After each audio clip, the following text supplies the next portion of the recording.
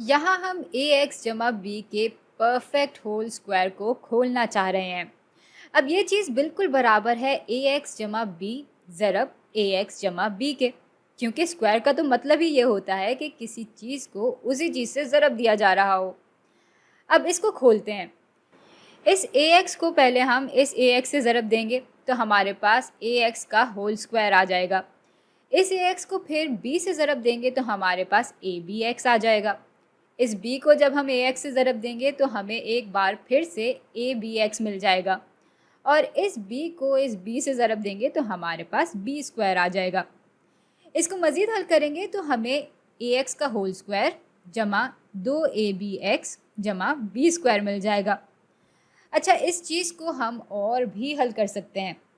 ये बराबर हो जाएगा a स्क्वायर एक्स स्क्वायर के, और ये 2ab x और b स्क्वायर यूं ही आ जाएंगे। तो भाई यहाँ भी हमें पैटर्न दिख रहा है एक। बाइनोमियल के होल स्क्वायर को जब हम खोलते हैं तो हमें इस किस्म का एक्सप्रेशन मिल जाता है, और अगर हमें इस किस्म के एक्सप्रेशन को फैक्टर करने के लिए कहा जाए तो हमें बाइनोमियल का स्क्वायर वापस मिल जाएगा। चले, ये बात तो हो गई।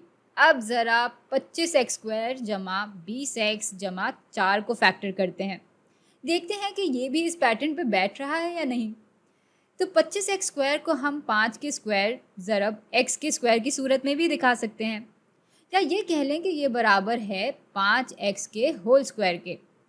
अच्छा, 4 को हम 2 के स्क्वायर की सूरत में भी दिखा सकते हैं, और बीच की टर्म अगर हम इस पैटर्न के हिसाब से निकालें तो इसके कोएफिशिएंट को बराबर होना चाहिए 2 ज़रब a ज़रब b, यानी 2 ज़रब 5 ज़रब 2 के, और यूँ हमें इस पैटर्न के ज़रिए भी 20x मिल जाता है। यानी ये एक्सप्रेशन बिल्कुल इस पैटर्न पे पूरा उतर रहा है, और इसलिए हम इसको 5x जमा 2 के होल स्क्वायर की शक्ल में दिखा सकते हैं।